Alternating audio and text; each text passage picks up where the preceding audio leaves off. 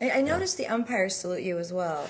How long has that Yeah, been going on? that started years ago. Bruce Fleming, a really jolly character. Everybody loved Brucey. And we always spent all spring training. Bruce was always one of the umpires at Dodgertown. Okay. And we got to be good pals. And all of a sudden, one time, Bruce came here, I didn't know it, and he got John Suhu to take the picture. Okay. And I was not aware of this. And the 4 umpires, and it was just time when I'm finished writing and I'm looking down at them, and they all turned and they took their caps off and they held it up towards me. John took the picture. Oh, and I treasure that, yes, you know, the fact. So nice. And since then, not all of them do it, but the ones who've been around a long time, they now do it. I think maybe like, hey, you're still there, huh? You know, for a little while longer. But I've always appreciated the umpires. I really have. They do an incredible job. And the only time we can ever show that they're wrong is using the most sophisticated equipment in the whole world.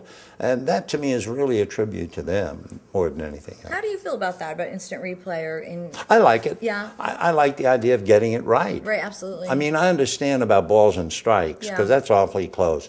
But fair foul, safe out, I think so.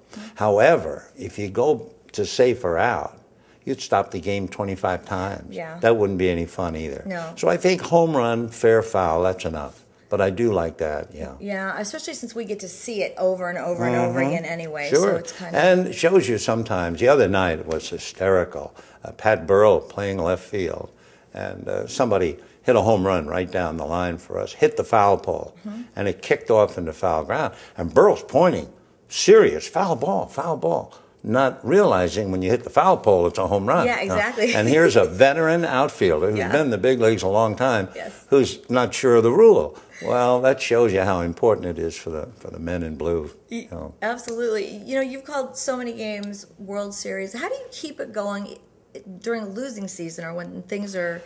I've been asked that before, and basically, like now, it's easy now. If you're playing a team that's in contention, San Francisco, Colorado, San Diego, well, the game is important. But we have 6 games left with Arizona. Right. So we're nowhere. Right. And that's going to be Albuquerque versus El Paso or something, you know. But what you have to do is just concentrate on the game. Yeah. I have to wash my mind out saying, well, these are 2 teams going nowhere. They're just playing at the string. Exactly. So I just concentrate on the game, what a wonderful game it is, and let it go at that, you know. Does your wife like baseball?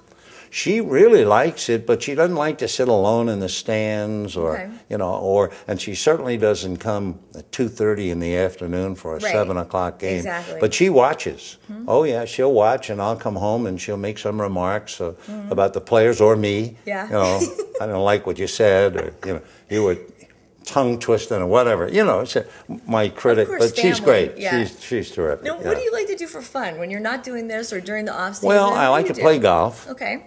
I'm not a golf nut. I used to play a lot of golf. Now I don't. Now I probably go over and play 9 and have lunch with the guys and come home. So I love that. I love to read. I don't read at home during the season because I'm locked in enough without completely closing the doors between my wife and myself. You know, so the last thing I want to do is pick up a book with her. On the road, I wouldn't leave home without a book. Interesting. You know, you've got to have a book on the road. And then, of course, with the grandkids. Yes, that keeps you very busy. With 18 grandchildren, they come and they go, and they leave you a complete wreck. You know, you love them and everything else, and then... Can't wait to send them home, right? God, you know, but it's all part of it, yeah.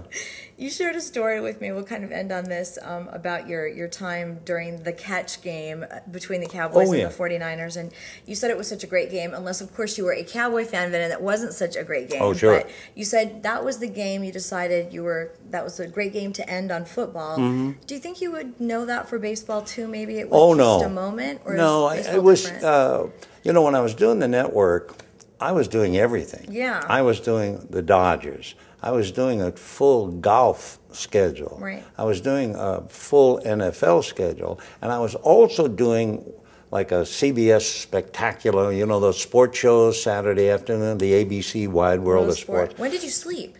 That's it. And I was working, and I was always going to catch an airplane. Yeah. And finally, I knew in my mind I had to stop. I'm doing way too much. Mm-hmm. And I started to discard. So on the catch, Hank Stram and I did the game, and Hank was terrific, wonderful guy to work with. And I got on the airplane in San Francisco, and between the flight from there to here, I thought, you know, that'd be a really good game to walk away on, because you're not going to see a better game, more exciting game, and I'm getting tired, and I don't want to keep doing it. So when we landed Sunday night, Monday, I called my attorney who represented me, and I said, you know, I've had it. So he said, okay. So he called CBS, and they said, no, he's just tired. But I had a golf tournament a week later, you know. And they said, no, don't worry, he'll be okay. But I was deadly serious. Yeah. And so that was the end of the NFL. But it was a great way to finish. That's a great way to go out. Oh, it was a wonderful game. Yeah. A great way for us to go out as well. Vin, thank you for spending a few minutes with us. Bless your heart, my pleasure. My honor. Well, it just doesn't get any better than spending time with Vin Scully. Thank you so much, Vin, for spending time with me and with all of you. And thank you for watching. I'm Maria Serrao, and we'll see you next time.